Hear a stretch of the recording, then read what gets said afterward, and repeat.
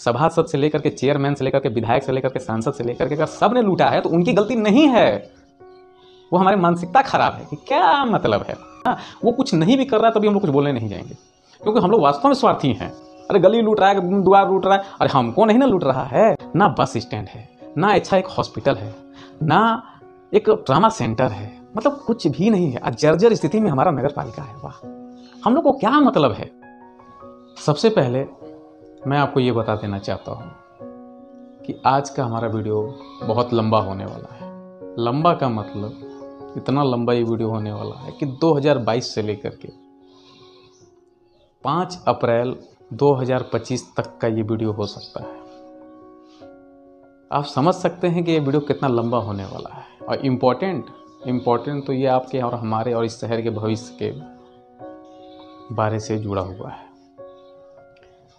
हमारे भविष्य का, यानी हमारे जो नगर का भविष्य है, वो कहीं ना कहीं उस अंधकार में जा रहा है कि जिस अंधकार से निकल पाना हमारे आपके बस की बात नहीं है। तो उसी सिलसिले में इस वीडियो को हम लोग चालू करते हैं और हम लोग जाते हैं 2022 में, जब योगी आदित्यनाथ जी, जो हमारे उत्तर प्रदेश के मुख्यमंत्री हैं, इन्होंने प्रस्ताव एक लाते हैं कि जिसमें पूरे प्रदेश की जो भी राज्य मार्ग हैं, जो प्रदेश सरकार जिसको संचालित करती है, उसको चौड़ीकरण किया जाए और जो एक दूसरे के शहर को जो कनेक्टिविटी करती है, उस मार्ग को, कनेक्टिविटी को जाम न लगे। और उन्होंने अपने कभी कभी अवैध स्टैंड को लेकर के या फिर अतिक्रमण को लेकर के हमेशा अपनी एक स्टेटमेंट उन्होंने हमेशा जाहिर की है। तो जिसमें उन्होंने ये, मतलब उनके सामने प्रस्ताव आता है कि सर इसके वजह से हम लोग चौड़ीकरण नहीं कर पाते। तो उन्होंने साफ स्पष्ट निर्देश दिए थे, जिसमें उन्होंने कहा था कि जितने भी अवैध स्टैंड हैं या जो माफिया प्रवृत्ति के लोग हैं, उनको हम जड़ से ख़त्म करने का कार्य करेंगे। तो उस सिलसिले में एक प्रस्ताव आता है और पूरे प्रदेश के सड़क का मापन किया जाता है, कितने बजट आएंगे, क्या आएंगे, वो सब चीज़ का लेखा जोखा हर जगह हर कार्यालय से मांगा जाता है। उसी सिलसिले में हमारे जो जीटी रोड, जिस पे मुगल सराय, यानी जो आज न्यू नाम पंडित दीनदयाल उपाध्याय नगर इसका रखा गया है, तो ये भी जीटी रोड पे ही बसा हुआ है। और जीटी रोड की इतनी इसकी महत्ता है कि जीटी रोड पे ही सब चीज़ है।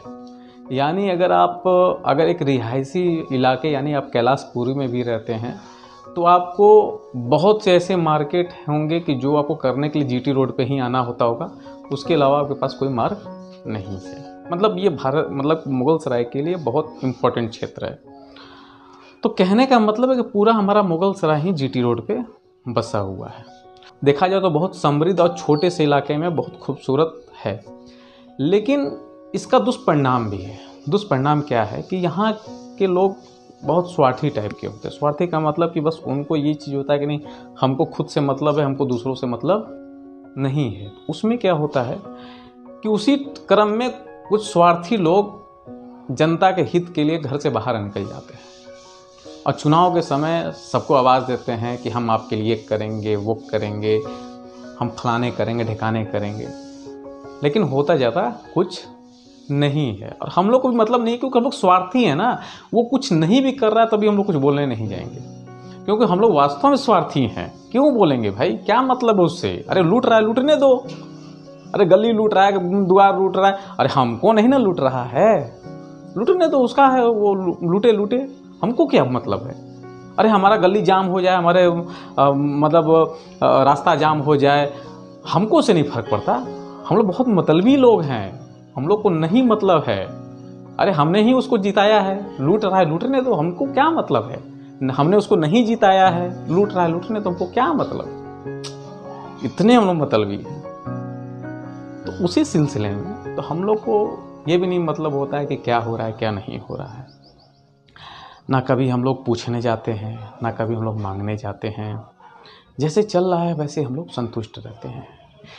ना अपने मुगल सराय नगर के पास एक पार्क है, ना बस स्टैंड है, ना अच्छा एक हॉस्पिटल है, ना एक ट्रामा सेंटर है, मतलब कुछ भी नहीं है। जर्जर स्थिति में हमारा नगर पालिका है। वाह, हम लोग को क्या मतलब है? अरे हमारा बच्चा मतलब अंग्रेजी मीडियम में पढ़ रहा है ना, हमको क्या मतलब है? अरे हमारे वाइफ अच्छा कपड़ा पहन रही है ना, हमको क्या मतलब है नगर समाज से?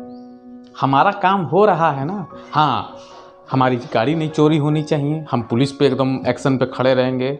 हाँ, हमको रास्ते में जाम नहीं चाहिए, हम एकदम बिल्कुल एक्शन में खड़े रहेंगे। हाँ, हमको हॉस्पिटल की व्यवस्था 1 नंबर चाहिए, हमको एकदम मतलब खराबी बिल्कुल नहीं चाहिए। बाकी सब चीज़ हो रहा है, हमको उससे क्या मतलब है? हमको कोई मतलब नहीं है।